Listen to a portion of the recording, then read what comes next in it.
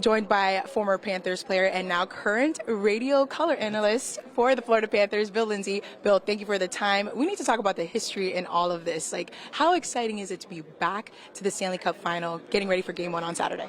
It's kind of a dream. Last year, after that 96, and you get back, and it was a long time waiting, but this team has been so good and so consistent. They were on a mission right from training camp this year. Paul Maurice pushed them hard, and to get back to back-to-back consecutive Stanley Cup Finals speaks volumes of the character in that dressing room. And trying to get the Stanley Cup is the hardest trophy in sports to win. Being here from day one, it's special for me just to kind of see through the down years and to get back. And now we're kind of in the golden era of Panther hockey. So all credit to this club, and it means the world for me, for the team being associated with it, but the community as well, to see the community come alive and support this Panther team.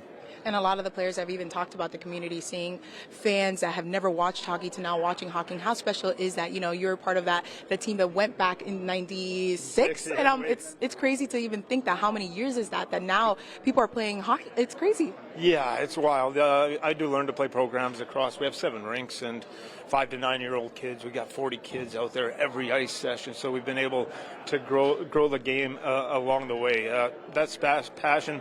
The best part for me is with the back-to-back runs. Last year, everyone was kind of talking about '96. Now it's gone, and it's in the rearview mirror, which it should be. Not in my heart.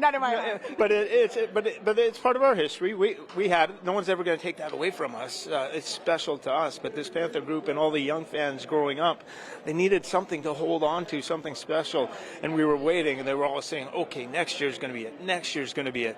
And then you get the ownership, you get the commitment from Viola. And then you get Bill Zito, the GM, the coach. All of a sudden, you got the synergy throughout the whole organization. There's a buy-in, and it's complete. And what the product that you see on the ice is because you have everyone committed into every exact role. So it's a true operation from top to bottom that's allowed this team to thrive.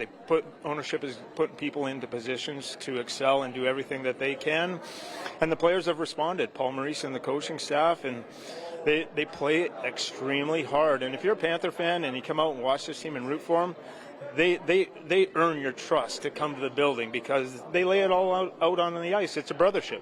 I love that. And speaking of brothership and history, and, you know, every time this is happening and winning, we have to talk about the rat. And the fact that, did you think that when that moment happened back then to now, it's people wearing chains of rats, where we're always thinking of rats. I'm like, rats are a little dirty. And then you're like, actually, for us, it's winning. Yeah, it's crazy. You go back to that original story with Scott Mellenby, and I was there when he killed the rat in the dressing room.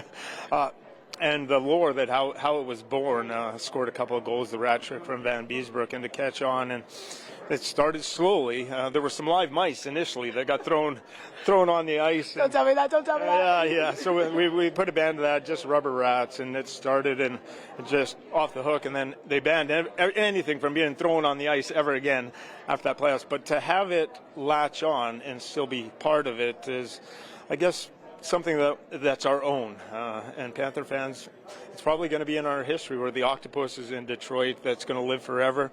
The rat, whatever it is, it's fine with me, and it's going to be a part of Panther legend and lore, probably as long as this franchise exists. I love that. And then, you know, my last question is, that's it. Game 1, Saturday. Obviously, the Oilers having to do their own thing too. What should we expect from a series like this? Panthers, you got the firepower on the other side, and it is good to see McDavid and Draisaitl and the superstars on the big stage. They've been waiting for that. But when you go against this Panther team, they come after you for 60 minutes.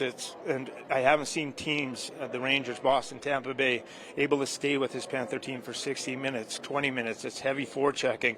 So watching this series, if the Panthers get leads and they're forced to play McDavid and Draisaitl heavy minutes, 24, 25 minutes, the attrition battle. Can they win the attrition battle? That's going to be the key to the Panthers' success. Slow the neutral zone down, muddy it up so they don't have the speed. They're very good at that. Paul Maurice has been able to adjust that defensive system.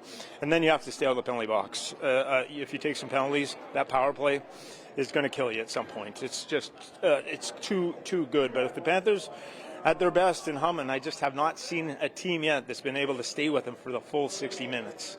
And I know you're a former player, but moments like this, do you get goosebumps? Because some Panthers fans coming up to me, this is it. Like, we can't jinx it. We even saw the Stanley Cup over there. We can't touch it. But how good is it to be a part of a franchise that is this much closer?